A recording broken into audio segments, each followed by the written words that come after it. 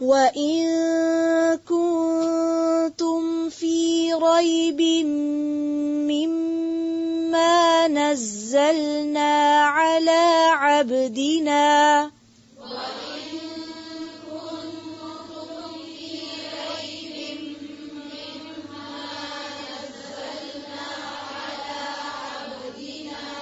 وَإِن كُنتُمْ فِي رَيْبٍ مِّمَّا نَزَّلْنَا عَلَىٰ عَبْدِنَا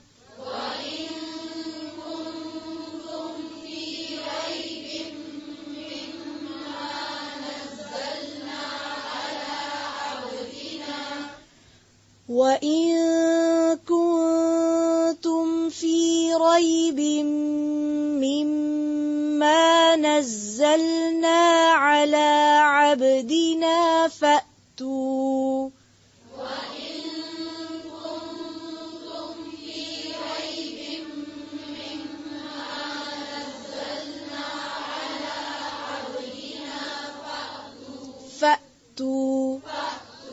فَأْتُوا نہیں فَأْتُوا وَإِن كُنتُمْ فِي رَيْبٍ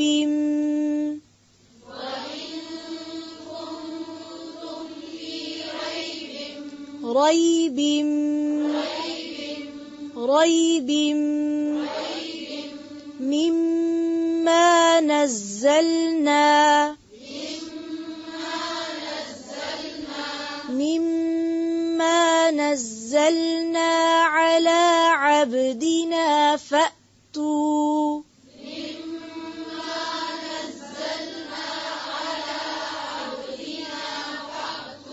نزلنا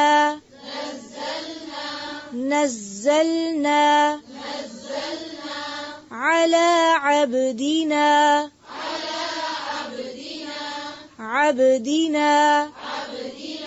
عبدنا فَأْتُوا پھر سے وَإِن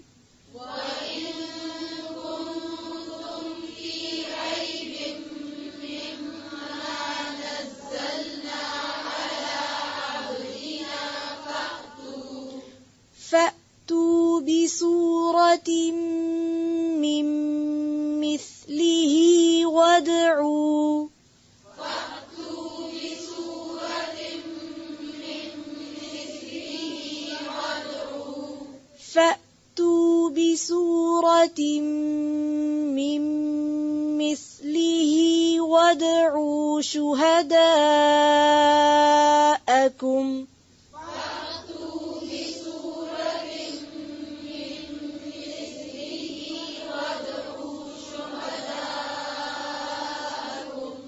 وَادْعُوا اس کو وَادْعُوا یوں نہیں پڑھیں گے وَادْعُوا کیوں وَادْعُوا یوں کیوں نہیں پڑھیں گے اور وَادْعُوا یوں کیوں پڑھیں گے عین کے پر پیش ہے دیکھیں اگر پیش صرف ہوتی تو صرف عو بھی کافی تھا لیکن آگے کیا آ رہا ہے اس لیے اس واو کو پڑھیں گے وَادْعُوا شُهَدَاءَكُمْ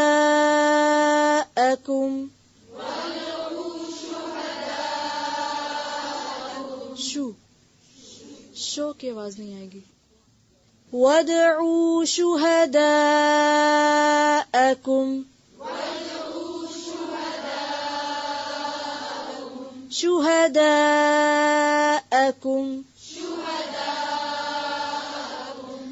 فَأْتُوا بِسُورَةٍ مِّن مِّثْلِهِ وَادْعُوا شُهَدَاءَكُمْ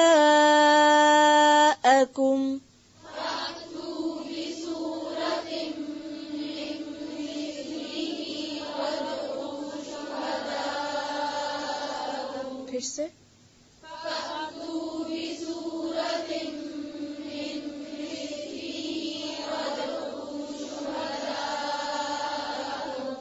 مِن مثله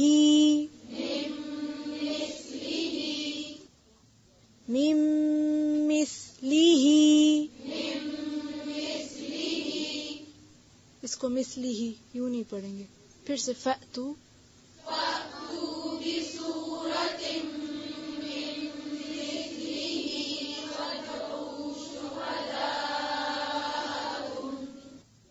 پھر سے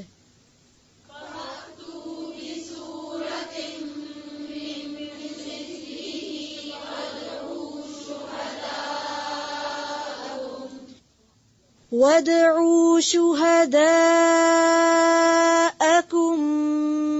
مِّن دُونِ اللَّهِ إِن كُنتُمْ صَادِقِينَ.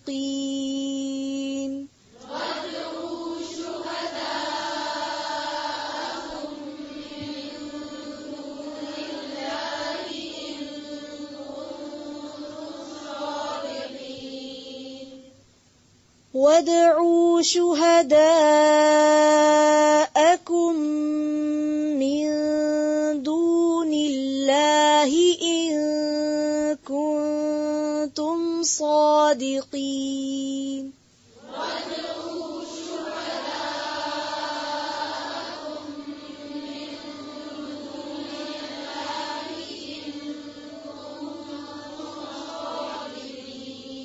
پھر سے ایک آواز میں.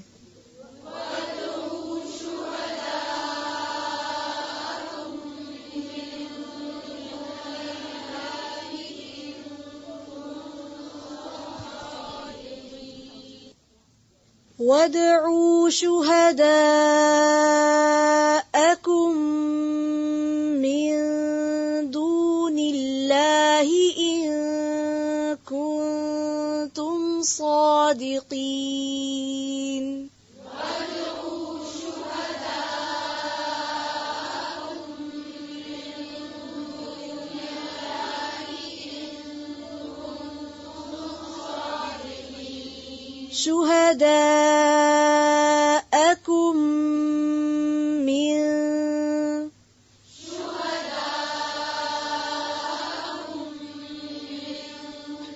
شُهَدَاءَكُم مِّن دُونِ اللَّهِ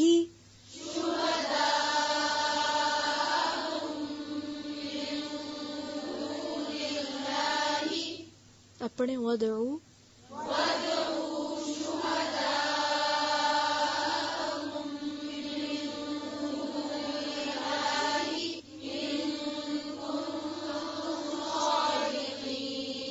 إِن كُنتُمْ صَادِقِينَ.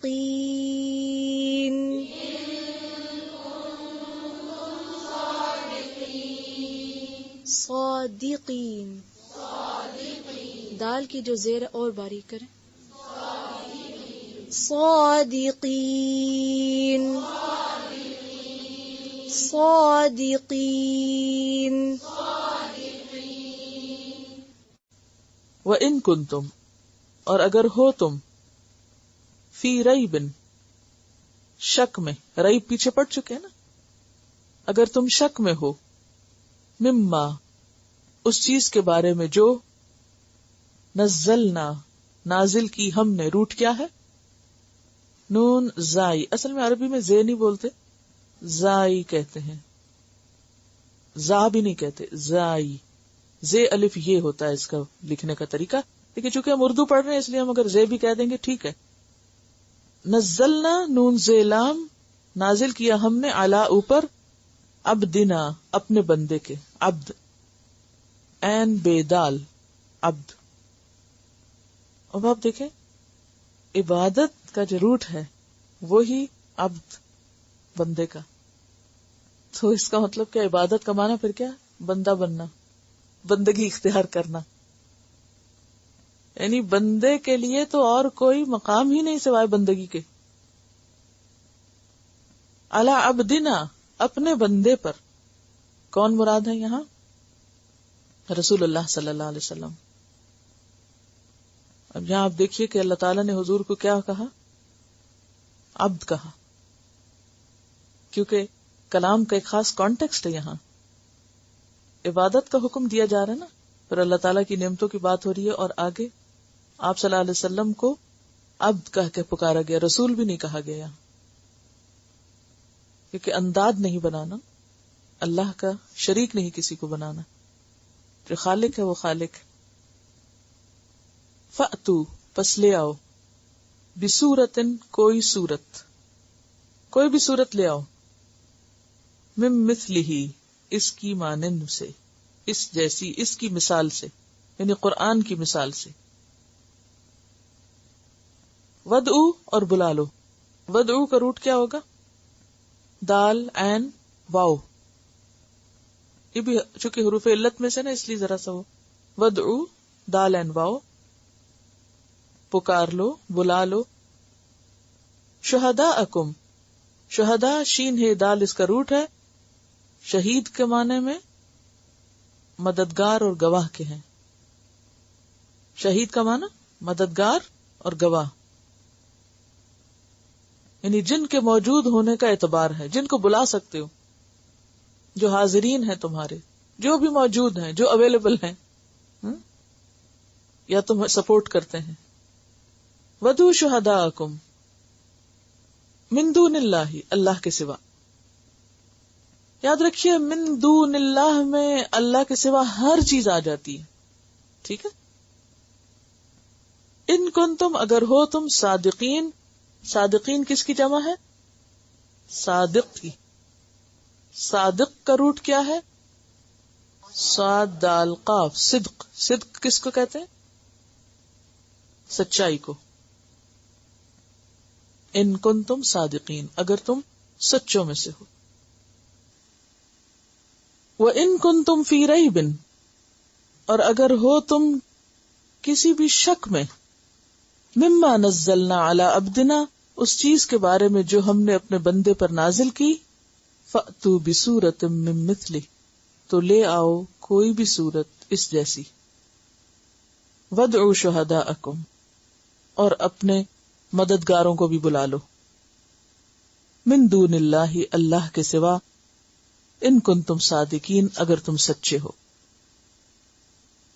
اب توجہ دلائی جا رہی ہے کتاب کی طرف کہ وہی رب جس نے انسان کو بنایا، جس نے آسمان کو بنایا، جس نے زمین کو بنایا، وہی رب ہے جس نے قرآن کو اتارا ہے۔ اگر اس نے زمین و آسمان بنائے، کھانے کی ہر چیز تمہیں دیا، دسترخوان تمہارے لیے لگا دیا، تمہیں پرامن طریقے سے زمین پر رہنے کا موقع دیا، تو کیا تمہارے لیے ہدایت کا بندوبست نہیں کیا؟ وہ بھی کیا، اور وہ ہدایت قرآن کریم کی شکل میں ہے تمہارے پاس۔ اور اگر تمہیں شک ہے اس بات میں کہ یہ قرآن ہم نے نہیں اتارا، کسی اور کا ہے بنایا ہوا، تو پھر ذرا تم اس جیسی ایک صورت تو بنا لاؤ۔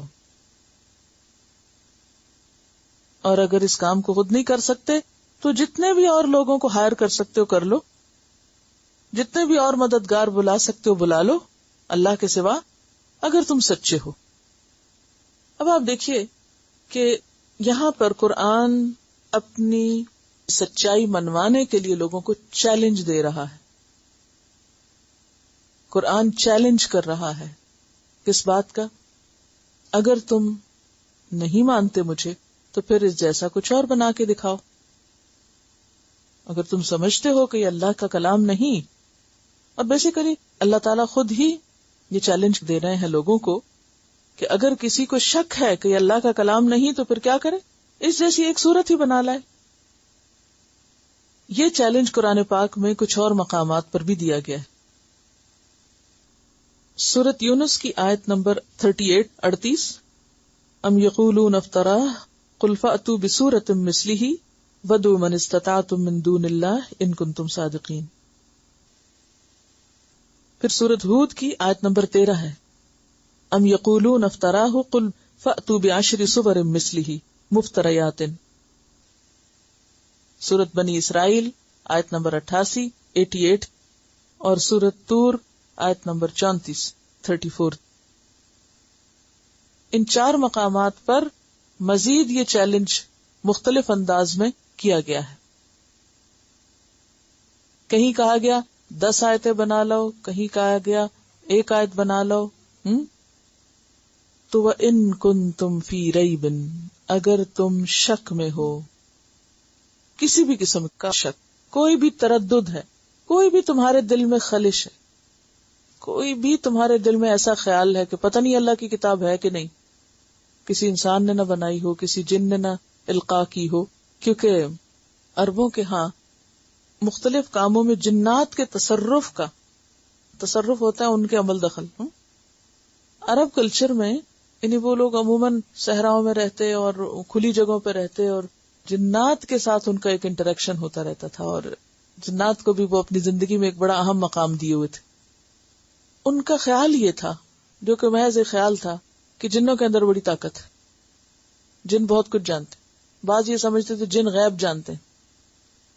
عربوں میں سب سے زیادہ جن لوگوں کو ایک قابل قدر مقام حاصل تھا وہ ان کے شعراء تھے. وہ ان کے قبیلے کے نمائندے ہوتے تھے، اسپوکس مین. وہ قبیلے کی طرف سے بولا کرتے تھے. کوئی غم کی بات ہوتی، کوئی خوشی کی بات ہوتی، کوئی قبیلے کو اپنے جذبات کا اظہار کرنا ہوتا، اپنی شیخیاں بگارنی ہوتی، اپنا فخر اور تکبر کرنا ہوتا، تو وہ سب کون کرتا تھا؟ شاعر کرتا تھا. ان کے یہاں نثر نہیں تھی، یعنی سیدھی زبان میں نہیں لکھتے تھے.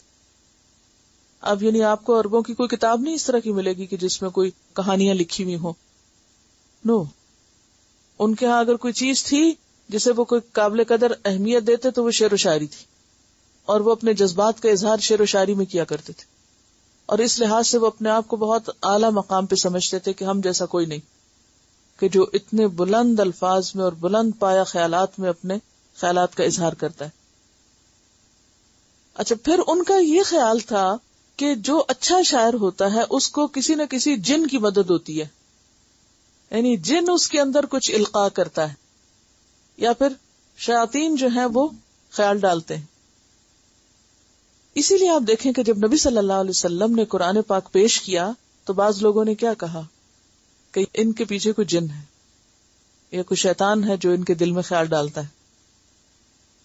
ابو لہب کی بیوی نے ایک موقع پہ کیا کہا تھا جب فترۃ الوحی ہوئی تھی، وحی کا آنا رک گیا تھا، تو اس نے کیا کہا تھا کہ اس کے شیطان نے اسے چھوڑ دیا ہے. یہ ان کا عام کلچر تھا، ان کے توہمات کا ایک حصہ تھا. اور یعنی ان کے یہاں یہ خطیب ہوتے تھے جو شاعر ہوتے تھے کہ جو اچھا خطبہ دے سکتا ہے یا اچھے شعر کہہ سکتا ہے، لازماً اس کے ساتھ کسی جن کی حمایت ہے یا مدد ہے. اسی لیے قرآن نے کیا کہا، اگر تمہیں شک ہے کہ یہ کتاب یعنی اللہ کی طرف سے نہیں ہے، تم یہ کہتے ہو، یا اس بات میں شک ہے کہ یہ کتاب اللہ کی ہے، تو پھر تم کیا کرو، تم بھی ذرا اس جیسی ایک صورت بنا لاؤ. اور آپ کو معلوم ہے اس کے لیے کس صورت کو پیش کیا گیا؟ تو سورۃ الکوثر کو. الکوثر سب سے چھوٹی صورت، 3 آیتوں پر مشتمل، اس کو خانہ کعبہ میں لٹکا دیا گیا تھا. اچھا، تو اس پر جو ان کا بڑا شاعر تھا ایک لبید، اس نے کیا کہا تھا، ما ھذا کلام البشر، یہ کسی انسان کا کلام نہیں ہے. اور اس نے شاعری چھوڑ دی تھی. جیسے کوئی جونیئر شخص سینیورٹی کے مقام پر آ جائے تو عموماً کیا ہوتے ہیں، جو اس سے سینئر ہوتے ہیں وہ ریٹائر ہو جاتے ہیں کہ اب ہمارے اوپر کوئی اور آ گئے تو ہم کیا کریں گے. تو اگر ہم سے بڑا کلام کسی اور نے پیش کر دیا تو ہمارا کیا مقام. اب آپ دیکھیے کہ چیلنج کیا جا رہا ہے، اگر تم کہتے ہو کہ یہ اللہ کا کلام نہیں تو پھر تم اس جیسی ایک صورت بنا لاؤ، اور پھر اس کام کے لیے اکیلے خود نہیں بلکہ کیا کرو، اپنے سارے مددگاروں کو بلا لو، انسانوں میں سے جنوں میں سے، جس کی مدد لے سکتے لے لو. اسی لیے دوسری جگہ پر جن کا بھی ذکر کیا گیا کہ اگر سارے انسان اور جن مل کر اس جیسی کوئی چیز بنانا چاہیں تو نہیں بنا سکتے. سورۃ بنی اسرائیل میں آتا ہے، قُلْ لَئِنِ اجْتَمَعَتِ الْإِنسُ وَالْجِنُّ عَلَىٰ أَن يَأْتُوا بِمِثْلِ هَذَا الْقُرْآنِ لَا يَأْتُونَ بِمِثْلِهِ وَلَوْ كَانَ بَعْضُهُمْ لِبَعْضٍ ظَهِيرًا، کہ اگر سارے انسان اور جن جمع ہو جائیں اس بات پر کہ اس قرآن جیسی کوئی چیز بنا کر لے آئیں تو وہ نہیں لا سکتے، خواہ ان میں سے بعض کے مددگار ہی کیوں نہ ہوں. اور یہ چیلنج 1400 سال سے ہے کہ اس جیسا کچھ بنا کے دکھا، اور کوئی اس جیسا نہیں بنا سکا. نقالی کئی لوگوں نے کرنے کی کوشش کی ہے لیکن ٹھوکر کھائی ہے. سورۃ ہود میں اللہ تعالیٰ فرماتے ہیں وَدْعُوا مَنِ اسْتَطَعْتُم مِّن دُونِ اللَّهِ، اللہ کے سوا جس کو بلانے کی تم میں طاقت ہے ان سب کو بلا لو. اللہ کے سوا جس کو اکٹھا کر سکتے ہو اکٹھا کر لو. ان کنتم صادقین، اگر تم سچے ہو. فَإِن لَّمْ يَسْتَجِيبُوا لَكُمْ، پھر اگر وہ تمہاری مدد نہ کریں، تمہیں جواب نہ دیں، تمہارے کام نہ آئے، فَاعْلَمُوا، تو پھر جان لو، أَنَّمَا أُنزِلَ بِعِلْمِ اللَّهِ، کہ یہ کتاب اللہ کے علم کے ساتھ نازل ہوئی ہے، کسی انسان کا کلام نہیں ہے، کسی جن کا کلام نہیں ہے، کسی فرشتے کا کلام نہیں ہے. وَإِن كُنتُمْ، اب آپ اس سارے پس منظر میں پھر اس آیت کو سنیں. وَإِن كُنتُمْ فِي رَيْبٍ مِّمَّا نَزَّلْنَا عَلَىٰ عَبْدِنَا فَأْتُوا بِسُورَةٍ مِّن مِّثْلِهِ وَادْعُوا شُهَدَاءَكُم مِّن دُونِ اللَّهِ إِن كُنتُمْ صَادِقِينَ. کیونکہ ہدایت کے لیے ضروری ہے کہ سب سے پہلے دل سے شکوک و شبہات نکل جائیں کہ جو کچھ ہے سچ ہے. ذالک الکتاب لا ریب فیہ، یہ کتاب اس میں کوئی شک نہیں. اور اگر کسی کو شک ہے تو اپنا شک دور کر لے، اس جیسی کوئی اور چیز بنا کے لے آئے. اور آپ دیکھیے کہ اس کتاب میں جو شک ہے اور اس کتاب کے بارے میں کسی بھی قسم کی ذہنی وسوسہ یا شبہ جو ہے وہ انسان کے لیے قاتل ہے. پھر آپ دیکھیے کہ اتنے شدت کے ساتھ کیوں کہا گیا کہ شک دور کر لو اپنا، کیونکہ شک دور ہوگا تو یقین آئے گا. جتنا زیادہ یقین آئے گا کہ یہی کتاب ہدایت کا ذریعہ، انسان اتنا ہی زیادہ اس کے لیے قربانی کرنے کو تیار ہو جائے گا، اتنا ہی زیادہ پھر ہر قیمت پر اس کو پانے کی کوشش کرے گا، اسے چھوڑ نہ سکے گا. اب یہاں پر آپ دیکھیے کہ اس وقت جو آپ کو بتایا گیا، ایک ایک لفظ بتا دیا گیا کہ یہ ہے، یہ الفاظ ڈکشنری یہ کہتی، یہ ہے ان آیات کا مفہوم، اور یہ ہے حدیث اس کی وضاحت یوں کرتی، اور یہ ہے ہمارا امیجنیشن جو اس کو پڑھ کے اس طرح بنتا ہے. اس میں یہ تفسیر اور وہ تفسیر کہاں سے کریں گے؟ کیا اور تفسیریں ہو سکتی ہیں؟ یعنی اگر آپ کو ٹیکسٹ کے اوپر گرپ ہو جائے تو جو مرضی کوئی تفسیر پڑھ لیں، آپ کو خود ہی سمجھ آ جائے گی کہ ہم کیا پڑھ رہے ہیں. تو ڈائریکٹ قرآن پڑھنا جو ہے وہ ایک میزان آپ کو دے دیتا ہے، کیونکہ قرآن کی وضاحت خود نبی صلی اللہ علیہ وسلم نے کی ہے. وَأَنزَلْنَا إِلَيْكَ الذِّكْرَ لِتُبَيِّنَ لِلنَّاسِ مَا نُزِّلَ إِلَيْهِمْ، ہم نے آپ کی طرف یہ ذکر اتارا ہے تاکہ آپ لوگوں کے لیے بیان کریں کہ ان کے لیے کیا اتارا گیا ہے. تو نبی صلی اللہ علیہ وسلم ہی کے جو مختلف الفاظ ہیں یا آپ کی احادیث ہیں وہ خود قرآن کی وضاحت کرتی. اگر آپ قرآن کے ساتھ اس کو لے کر چلیں اور صحیح احادیث، تو اتنی تفسیر بھی کافی، اتنا معنی جاننا بھی کافی. اور اس میں ہمارے لیے بہت سی ہدایت اگر ہم سمجھیں تو. اچھا جناب، ایسا ہے کہ میں قرآن کا جو چیلنج تھا اس پر تھوڑی سی بات اور کروں گی. قرآن جو ہے یہ ایک معجزہ ہے. تمام انبیاء کو معجزات دیے گئے، لیکن رسول اللہ صلی اللہ علیہ وسلم کو جو معجزہ دیا گیا وہ آپ کی رسالت کی طرح ہمیشہ کے لیے باقی ہے. مثلا عیسیٰ علیہ السلام کو جو معجزہ دیا گیا، اس زمانے میں لوگوں کے اندر طب کا بڑا رجحان تھا. آپ کو ایسا معجزہ دیا گیا کہ آپ نے طبیبوں کو لاجواب کر دیا. مردے کو زندہ کر سکتے تھے اللہ کے اذن سے، کوڑی کو شفا یاب کر لیتے، اسی طرح مادرزاد اندھے کو دیکھنے کے قابل بنا دیتے، اور سب اللہ کے اذن سے. یہ آگے قرآن پاک میں آتا ہے. موسیٰ علیہ السلام کے زمانے میں لوگوں کے اندر جادوگری کا بڑا زور تھا. ان کو عصا اور ید بیضاء دیا گیا جس سے سارے جادو کو توڑ کر دیا، سارا جادو نگل گیا ان کا عصا. یہ ان کے دور کا معجزہ تھا. اسی طرح اور انبیاء کو بھی معجزات دیے گئے، لیکن رسول اللہ صلی اللہ علیہ وسلم کو قرآن بحیثیت ایک معجزے کے دیا گیا. اور آپ کے زمانے میں نہ طب تھی اور نہ ساحری تھی، جادوگری تھی، بلکہ شاعری تھی، زبان دانی تھی. بعض اوقات لوگ جب گفتگو شروع کرتے تو صبح سے لے کے دوپہر تک بولتے چلے جاتے بغیر رکے، اور بعض اوقات ان کے الفاظ ایسے ہوتے تھے جس میں کوئی نقطہ نہ ہو. ایسی ایسی کاریگری اور ایسے ایسے کرشمے کرتے تھے کلام میں کہ کوئی سوچ نہیں سکتا. تو دنیا میں جسے کہتے ہیں نا کہ زبان دانی کا ایک عروج تھا آپ صلی اللہ علیہ وسلم کے زمانے میں. لیکن اس وقت جب قرآن آیا تو اس نے سب کو خاموش کر دیا. اور اس میں کئی ایک مثالیں. مثلاً ہم دیکھتے ہیں کہ وہ لوگ جو بظاہر ضد میں آ کے قرآن کا انکار کرتے تھے چھپ چھپ کے سنتے تھے، سب کو معلوم ہے یہ بات. پھر اسی طرح ایک صحابی ہیں جن کا نام ہے جبیر بن مطعم. یہ مطعم بن عدی کے بیٹے ہیں. مطعم بن عدی کا نام سنا ہوگا آپ نے. مطعم بن عدی وہ شخص ہیں جب آپ صلی اللہ علیہ وسلم ابو طالب کی وفات کے بعد طائف گئے تھے اہل طائف کو اسلام کا پیغام پہنچانے کے لیے، اور وہاں کے لوگوں نے جو سلوک کیا آپ سب کو معلوم ہے.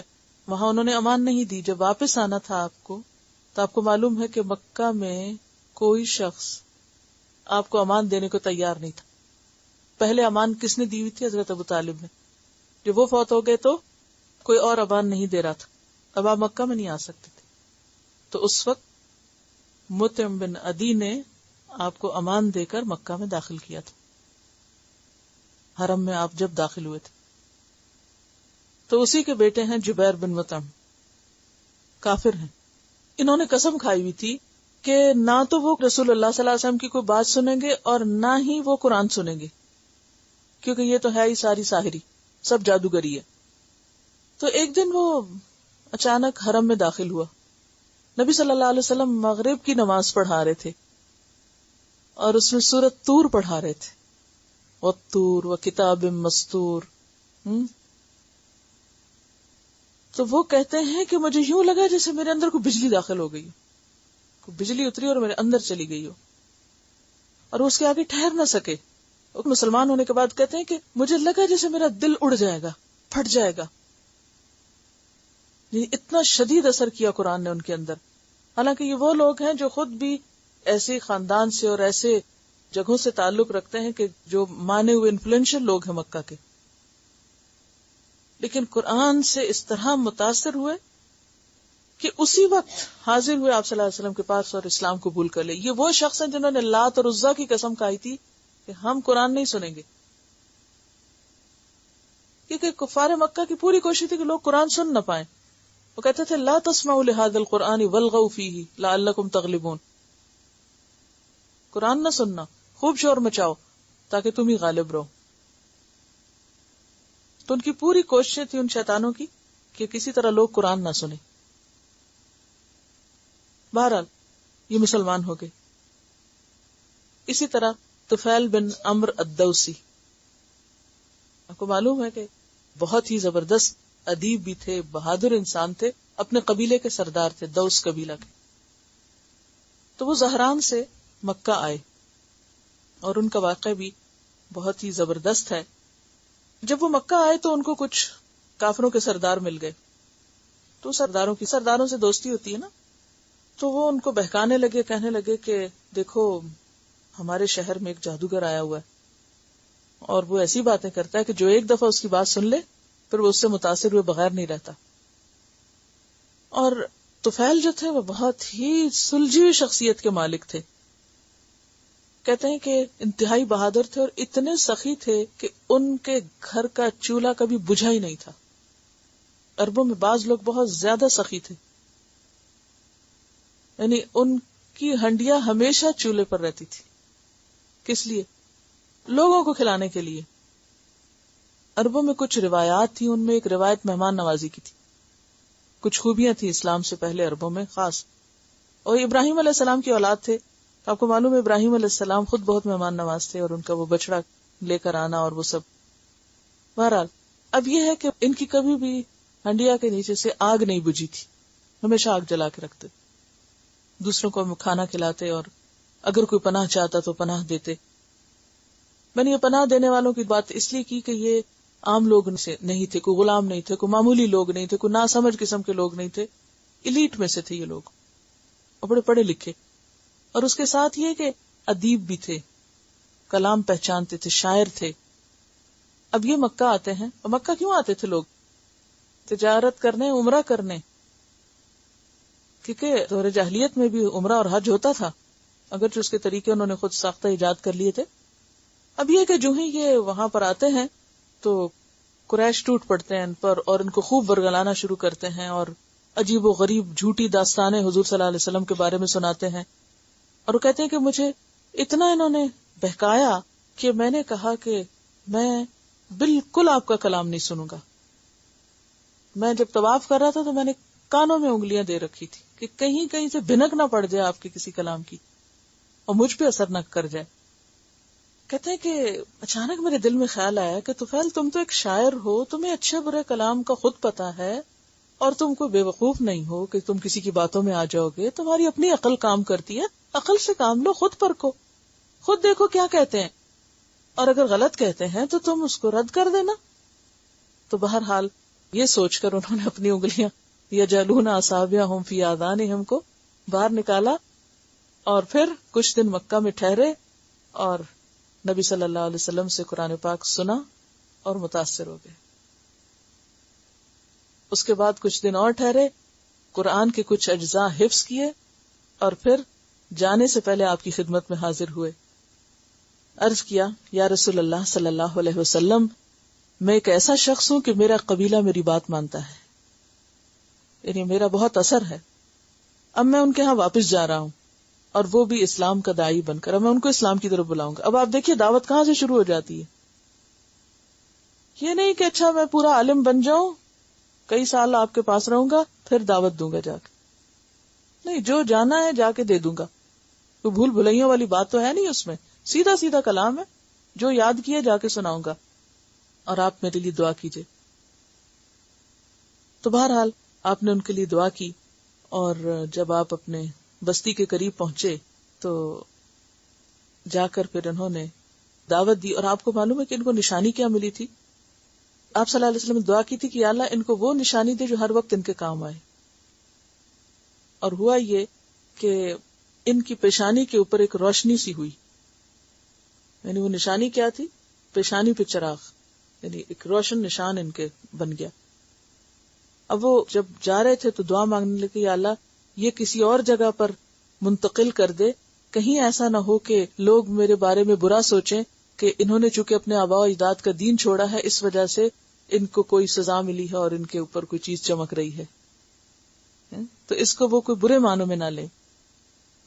تو کہتے ہیں کہ وہ روشنی جو تھی میرے چہرے سے ہٹ کے میرے نیزے کے بالائی حصے میں جم گئی, جیسے کوئی چراغ جل رہا ہو. بہرحال کہتے ہیں کہ میں پہاڑ کے اوپر چڑھ کے پھر دوسری طرف جب پہاڑ سے نیچے اتر کے اپنی قوم کے پاس آیا تو سب سے پہلے مجھے میرا والد ملنے کے لیے آیا, جس وقت بہت بوڑھے ہو چکے تھے. میں نے دور سے ہی کہا کہ ابا جان, اب میرا اور آپ کا کوئی رشتہ باقی نہیں ہے جب تک آپ اسلام قبول نہ کریں, کیونکہ ظاہر ہے کہ اصل رشتہ تو ایمان کا رشتہ ہے, کیونکہ میں مسلمان ہو گیا ہوں اور میں محمد صلی اللہ علیہ وسلم کی پیروی اختیار کر چکا ہوں. تو باپ نے فوراً ہی لبیک کہا اور مسلمان ہو گئے. پھر اس کے بعد یہ ہے کہ اپنے گھر والوں کو دعوت دی, بیوی کو, بچوں کو. بہرحال بیوی نے بھی دین اختیار کر لیا, بچوں نے بھی کر لیا. اس کے بعد اپنے قبیلے کی طرف آئے, قبیلہ دوس کی طرف. صرف حضرت ابو ہریرہ رضی اللہ تعالیٰ عنہ ایسے تھے کہ جنہوں نے آپ کی بات مانی اور بغیر کسی تردد کے اسلام قبول کر لیا. لیکن آپ کو معلوم ہے کہ حضرت ابو ہریرہ اتنے پہلے مسلمان ہونے کے باوجود بھی آپ کے پاس آ نہیں سکے تھے کیونکہ ان کی والدہ بوڑھی تھی. بہرحال اب یہ ہے کہ حضرت ابو ہریرہ جو تھے انہوں نے حضرت ابو طفیل الدوسی جو ہیں ان کا ساتھ دینا شروع کیا, ان کی مدد کی. لوگ ان کی بات نہیں مانتے تھے, قبیلہ ان کی بات نہیں مانتا تھا. یہ پھر آپ کے پاس حاضر ہوئے اور کہا کہ یا رسول اللہ صلی اللہ علیہ وسلم, آپ میرے قبیلے کے لیے دعا کیجیے, کہیں ایسا نہ ہو کہ میرا قبیلہ جو ہے وہ کفر میں ہلاکت پائے. آپ صلی اللہ علیہ وسلم نے ان کے کہنے پر وضو کیا, نماز پڑھی, آسمان کی طرف ہاتھ اٹھا کر دعا مانگی, الہی قبیلہ دوس کو ہدایت دے, الہی قبیلہ دوس کو ہدایت دے, الہی قبیلہ دوس کو ہدایت دے. پھر آپ نے حضرت طفیل کو کہا کہ اب اپنے قبیلے کے پاس واپس جاؤ اور بے دھڑک ان کو دعوت دو, لیکن نرمی کے ساتھ. حضرت موسیٰ علیہ السلام کو اللہ تعالیٰ نے فرعون کے پاس بھیجا. فرعون سے بگڑا ہوا شخص کوئی دنیا میں ہوگا, لیکن اس کے لیے بھی کیا کہا, قولا لہ قولا لینا, کہ اس کے ساتھ نرمی سے بات کرنا. طفیل الدوسی کو بھی کیا کہا کہ جا کے نرمی سے اسلام کی دعوت دو. بہرحال وہ کہتے ہیں کہ میں مسلسل اپنے قوم کو اسلام کی دعوت دیتا رہا یہاں تک کہ رسول اللہ صلی اللہ علیہ وسلم ہجرت کر کے مدینہ تشریف لے گئے، اور پھر اس کے بعد وہ مدینہ میں آپ کی خدمت میں حاضر ہوتے ہیں، اور اس وقت قبیلہ دوس کے 80 گھرانے مسلمان ہو چکے تھے، ایک واحد شخص کی کوششوں سے۔ ساتھ حضرت ابو ہریرہ ملے، لیکن بنیادی کوشش انہی کی تھی۔ یوں اسلام پھیلا ہے، ایک شخص آیا کہیں سے، مسلمان ہوا، واپس گیا، بس وہ کام شروع کر دیا۔